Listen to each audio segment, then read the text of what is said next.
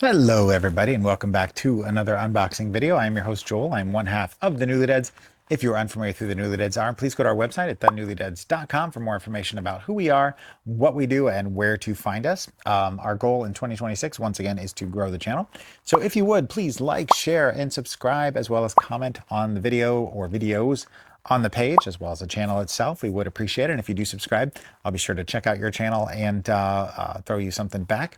So that would be very much appreciated. So as far as what we've got here, I've been trying to get caught up with my Vinegar Syndrome monthly subscriber box so that I'm kind of up to 0. Now I've still got a lot of other stuff that I haven't gone through yet that's been pushed back and pushed back because I've been working on this project.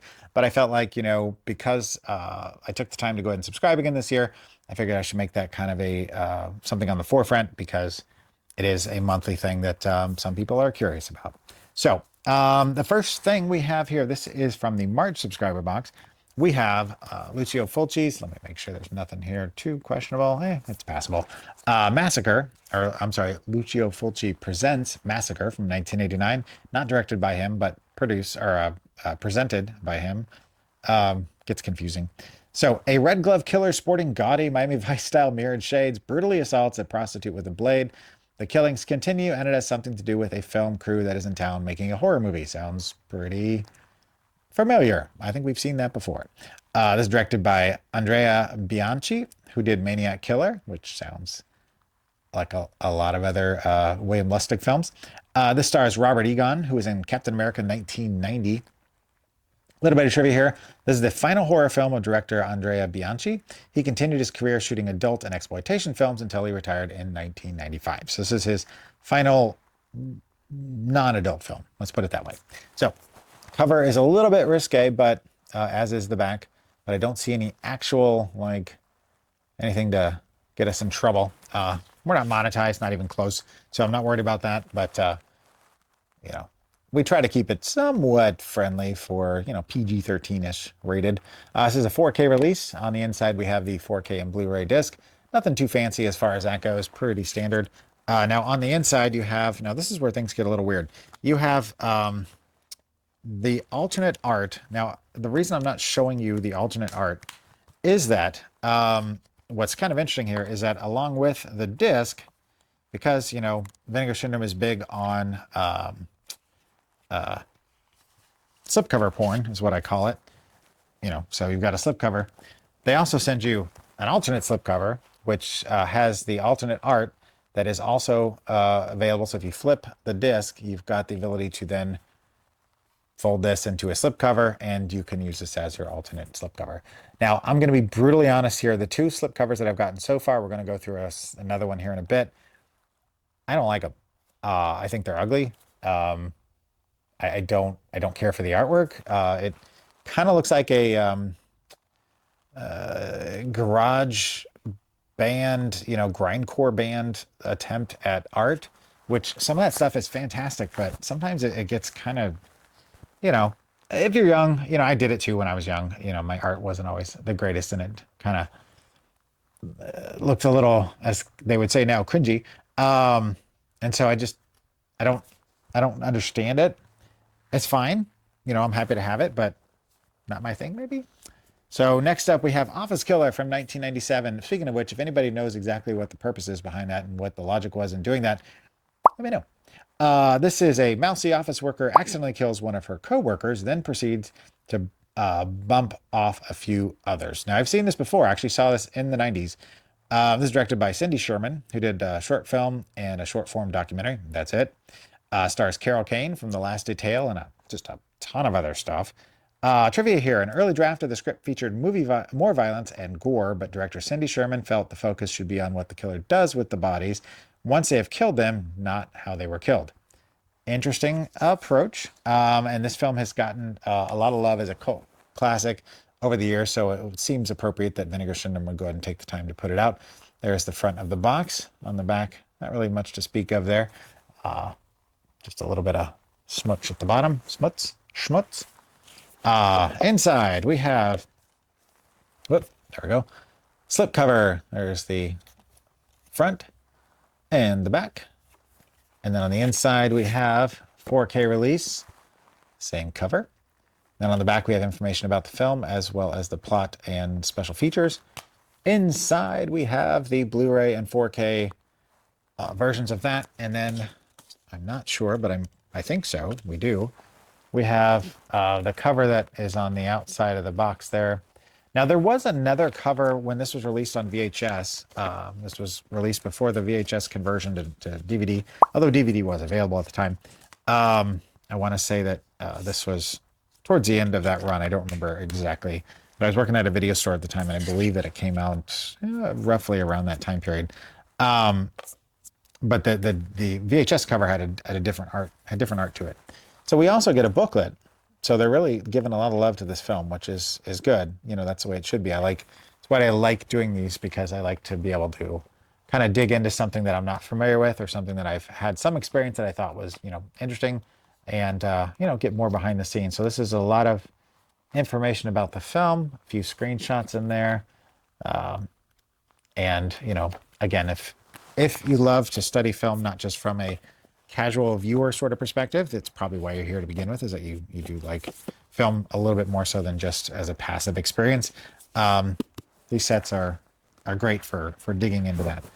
So next up, we have another edition of Forgotten Gialli. This is number 9, which I have all other 8 sitting over there, which we'll get to eventually. So the first one we've got here is Madness from 1993, which I wrote down the Italian language version of the name, but I'm not going to butcher it.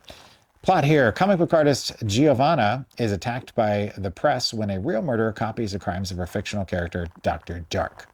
And she gets phone calls from a stranger who claims to be the killer.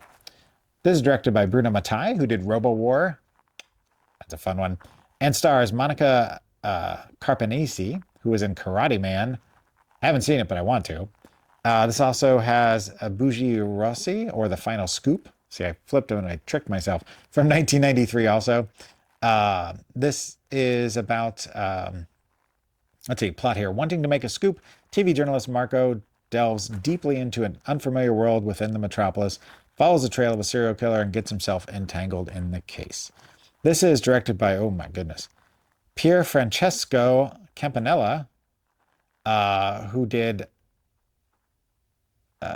Sensationally Flop. I'm not going to try and read the I'm not going to try to read the Italian version of it, because I would probably anger somebody. This stars Thomas Arana, who is in Gladiator and The Bourne Supremacy, both big movies. No trivia on either of these, by the way. And then finally we have Murder in the Blue Light from 1992. Now, goodness gracious, this is a long synopsis. Let's see here. Model starlet leads a double life. At night, she becomes Sherry, a Times Square prostitute, in order to search for her brother's killer. He was a Marine who had been involved in a game of... I'm just going to skip the rest of that. So, think Angel, maybe? And there's a killer involved, of course, because it's Giallo. This is directed by Alfonso Brescia, who did Super Stooges versus Wonder Woman. I'd like to see that. This stars David Hess. Yep, that David Hess from Last House on the Left. And like I said, no particular trivia on this one. Whoops, put that here. So, a little risque on the cover there, but that's Gialli for you. Side of the box. Other side of the box. Back of the box. A little risque once again. Top of the box. Bottom of the box is just nothing. Inside, you've got a knife, of course. More there. Some scary eyes, more there. If you've seen an Italian Giallo film, this all seems very familiar. All right, I love this cover. This is Bruno Mattei's Madness. On the back, we have information about the film, as well as some screenshots. Inside, we have another version of that knife, as well as the same thing on the cover. It just looks very pulpy, which I like. Next up, we have The Final Scoop. On the back, information about the film, of course, special features, whatnot. Then on the inside, we have the exact same thing with the switchblade behind it. I'm not sure why they go that route, but is what it is. And finally, we have Murder in the Blue Light. On the back, we have information about the film and special features. And once again, on the inside, we have our naughty maid-looking character on the disc, as well as a blown-up shot of that. So, Volume 9. I don't know how long this series is going to go and how many giallis have been forgotten, but apparently there is a number of them because they just keep coming. All right, so next up. Now, I really wish I would have had a chance to watch this ahead of time because I kind of wanted to give you a little bit more information about this. But Reviver 2, well, there we go. Reviver 2 is out. I don't know. I think it's probably sold out by now. Of course, as soon as it was released, I snatched it up because I've got the first one and now FOMO is real. So, don't know anything about it. Don't know who's in it. Don't know the movie director. Don't know the movie itself. Don't know any of the special features or the extra films that are on it. Nothing. Zero, zilch, nada. I've avoided spoilers so far. And I just want to experience it for myself. So, in the meantime, there's the cover. Simple. Just says 2. Nope, 2. Nothing on the back. Inside, 2. Very sheeny. I do like the back being kind of metallic with all the redactions. And then on the inside, you've got it where it says 2 again, which this one is seriously damaged film there, like waterlogged and just destroyed. I really appreciate this. Like the first one, I didn't love some aspects of the bonus films, but the main film itself was just a weird trip, and I dug it. So, all right, let's see here. Moving on, we have... Now, Macabre has been announced, but is not coming out until May. I swore I already had it, but then I went back and looked at everything on Vinegar Syndrome today and saw that it was saying that it wasn't going to be shipping until May. I don't know how I got in my head that it was already out. Maybe because I put notes on it here, but it's coming. So instead, in the meantime, we've got, whoops, this is our April box. This is Mutant from 1984, another Wings Hauser film. Two brothers discover that the residents of a small southern town are being infected by a form of toxic waste, turning them into blood-ravenous zombies. This is directed by John Bud Carlos, who did Kingdom of the Spiders and Gore 2. This is also directed by Mark Rossman, who did The House on Sorority Row and Evolver, which I had or have, I'm not sure if I still have it, on VHS in the basement. I got rid of a lot of my VHS because I just didn't have a player and was asked about it and was like, sure. This stars Wing Hauser, who was in The Carpenter, a former Vinegar Syndrome release, as well as Vice Squad, which is kind of a well-known Wings Hauser film. This also stars Bo Hopkins, who was in Uncle Sam. That's a fun one for 4th of July. And Tentacles, an octopus horror movie, which can't go wrong with that, in my opinion. A little bit of trivia here. A sequel was written in the early 2000s, but was never filmed. Bo Hopkins was attached to the project and was set to reprise his role as Sheriff Will Stewart. The part was specially written for Ken Furry, but it just never happened. So, beautiful art here. Love the cover. It's fantastic. This is the way we like to see it. There's the back. Then on the inside, 4K release. Same cover there. And then different back, though, with all the information about the film, special features, whatnot. And on the inside, you know, same old Blu-ray, 4K. And then here we have the alternate art there, which I don't remember this film. What year did I say it was? 1984. Maybe that's why. I was only 10 at the time, which it doesn't feel like it was that long ago, but it feels like it should have been something in the 90s, just judging by it and judging by what I've seen from the screen caps and a little bit of the trailer that I saw. But either way, I love a good zombie film, good or bad, and so I am excited about that. Finally, we have Escape from Death from 1989. A black glove killer is on the prowl. What more do you need to know? That's a little risque there with the butt. We're going to leave it. This is directed by Enzo Milani, who did The Sister of Ursula, which I believe The Sister of Ursula is Phoebe, but anyway. Stars Jacques Cernas, who is in Jump into Hell, which is a great title, and Superfly TNT, not the wrestler, the movie. This also stars Zora Karova, who was in Anthropophagus. I never say it right, but it looks like something. I've been on my list to see for a long time. And Cannibal Ferox, which of course, that's notorious. No specific trivia here, but like I said, watch out for the butt there. We'll just keep on trucking. On the back, we have some blood and people with twisted faces. Again, we've got the butt. On the back, we've got information about the film as well as the special features. 4K release, Blu-ray and 4K. Now, this is the second one that I was talking about. So you've got this alternate sleeve here, and I'll show you what it looks like a little bit more here with the actual slip cover. Now, I don't know if these slip covers are something that people are going to want on their own, because I don't know if I really necessarily need to keep them. So I don't know if anybody has a reason to want to get them or didn't get them. You know, I might be willing to part with them. But anyway, here's the alternate cover. I don't know, maybe I'm just not an airbrush guy.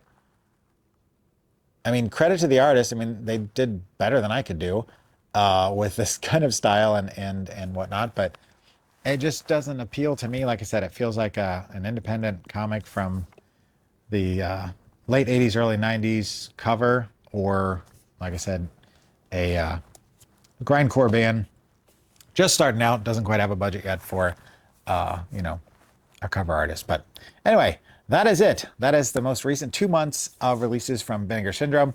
Macabre will be coming soon, as well as the May box here once May rolls around, but it is not quite there yet. And just so you know, I did go ahead and pick up the April Fool's Day release that came out from Vinegar Syndrome. I didn't get anything with the 420 sale. It wasn't really anything that I wanted. But anyway, so once time rolls around when they release the April Fool's film, or whatever it is, it was a little more expensive than last year, so I'll be curious to see what they've got. But I'll be sure to let you know what that was in case you didn't already find out online long beforehand. So, all right, thank you so very much for watching. We do appreciate it. Remember to please like, share, subscribe, comment. It is something that is very much appreciated by us because we do put a lot of time and effort into this. But at the end of the day, I just want to give you a little bit of a respite from everything going on. So, all right, thank you so very much for watching, and keep in mind that tomorrow is not guaranteed, so don't forget to unbox your heart. We'll see you soon.